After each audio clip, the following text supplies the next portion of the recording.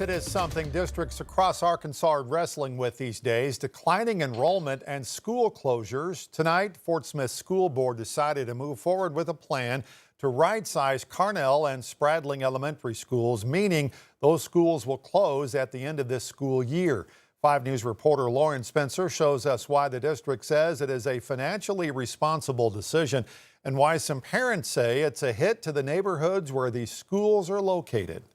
We have empty buildings with whole rooms and spaces that are heated and aired, but there are no students in that.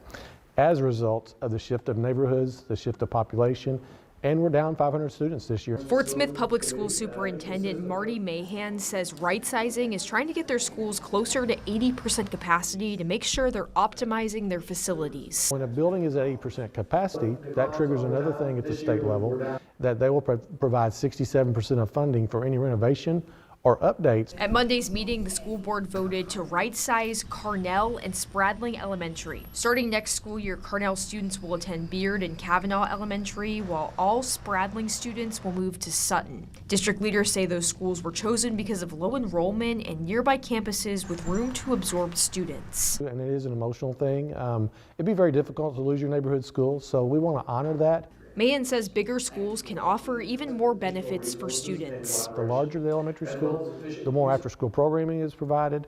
There's more collaboration because there's more than one grade level teacher. We spoke with parents when the plan was first brought up as an idea who didn't want to see their neighborhood schools closed and advocated for keeping the schools open and adjusting boundaries. If you rezone and you get more kids, you're going to continue to see that building thrive. Those communities need that building to stay open. Mahan says all class sizes will be compliant with state law and students will be offered transportation to their new school. And we try to be very intentional about helping our parents and students be successful and giving them options to make the transition as easy as possible. In Fort Smith, covering news where you live, Lauren Spencer, 5 News.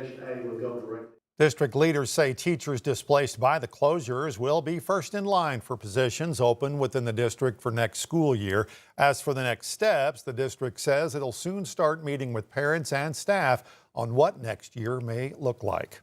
Well, new tonight, 2 adults and 1 child rescued from an icy pond near a Fayetteville apartment complex. The fire department says the child got into the water. 2 adults then tried to get him out. When crews arrived on the scene, all 3 were found with their heads above the water. The child and 1 adult was taken to the hospital. No additional injuries reported. Meanwhile, the Huntsville Fire Department rescue team was called for a dog that had fallen through an ice-covered pond. Didn't take long for the team to get the dog back to shore safely. The dog was taken to the vet to be checked for any immediate health concerns. A judge has delayed the trial start for a Northwest Arkansas couple accused of using their own nonprofit's funds for their own personal use. Jason and Lacey Carney were the founders of Second Milk. It's a nonprofit claiming to help malnourished children in Africa. Carneys face a dozen charges from wire fraud to falsifying tax returns. Court documents claim they were lying to their own nonprofit board and exaggerating expenses. The judge delayed the trial in order to give attorneys more time to get ready. It's now scheduled for June with a pre-trial hearing in May. A Bentonville man, 32-year-old Matthew Winkoski, has been charged with 2 counts of second-degree assault. Court documents say the accusation stems from an encounter at the Bentonville Community Center. Police spoke to a mother on the scene who said Winkoski inappropriately touched her 2 daughters. Police looked at camera video and later identified the suspect. Now, the affidavit says Winkoski admitted to the actions and suggested, quote, "I felt like I was being hounded by something very dark." Winkoski was released on bond. It's expected back in court later this month. Meanwhile, 2 months after a Fayetteville murder suspect accused a Washington County jail deputy of destroying court documents, the state says those claims are unfounded. Casey Jennings is accused of killing his ex-girlfriend in 2022. He is representing himself in this case. In December, Jennings accused the county jail deputy of destroying discovery documents in a public letter. Sheriff's office later investigated, but they say they did not find any evidence of the alleged incident happening. Jennings faces the death penalty and is expected back in court on Wednesday. On Capitol Hill, the partial government shutdown will enter day 3, but the House will look to pass a spending package in a vote tomorrow.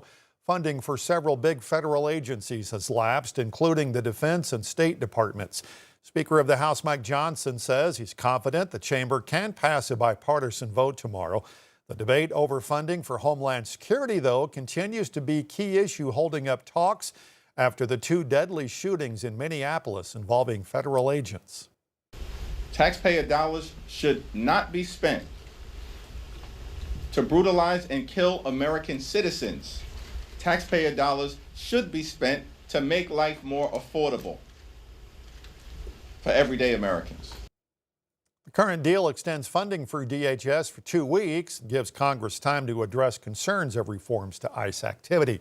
Meanwhile, Homeland Security Secretary Kristi Noem announced tonight federal agents will start wearing body cameras in Minnesota. It's one of the demands from Senate Democrats, who are also asking for agents to stop wearing masks. 3,000 agents are still on the ground in Minneapolis, part of the immigration crackdown mission.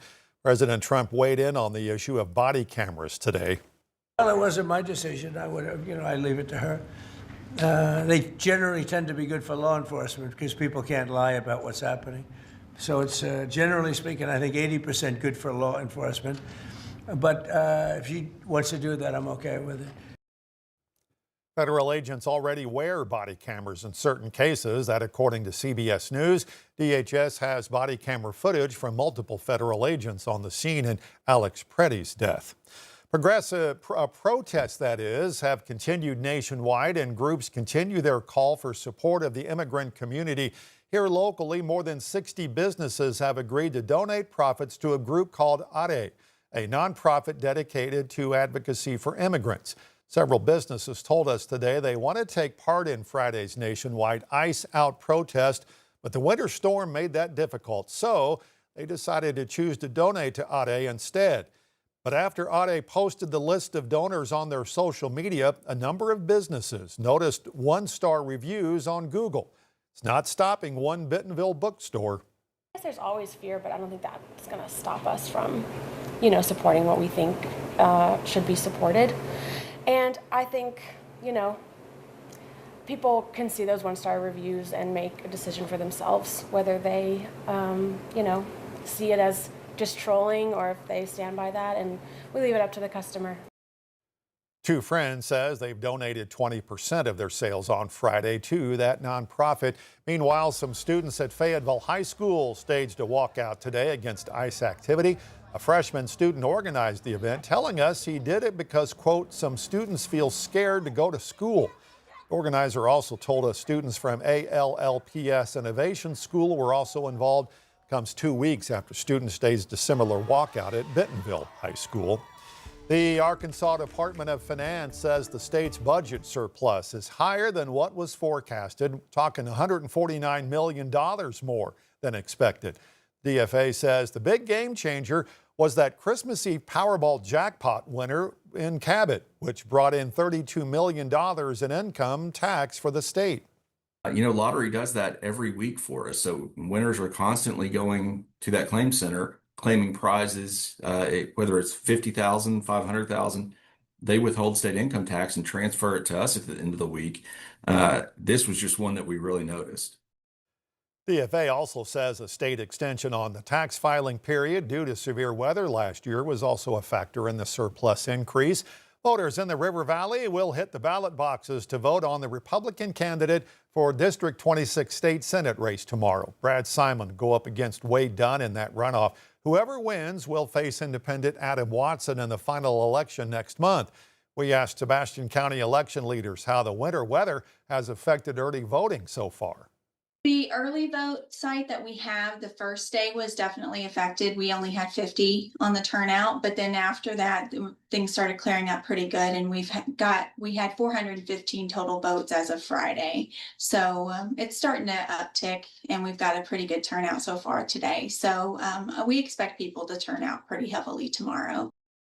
Polls are open at 7:30 tomorrow morning. They'll close at 7:30 tomorrow night. Gravy is reminding voters you must have an Arkansas-issued photo ID in order to vote tomorrow.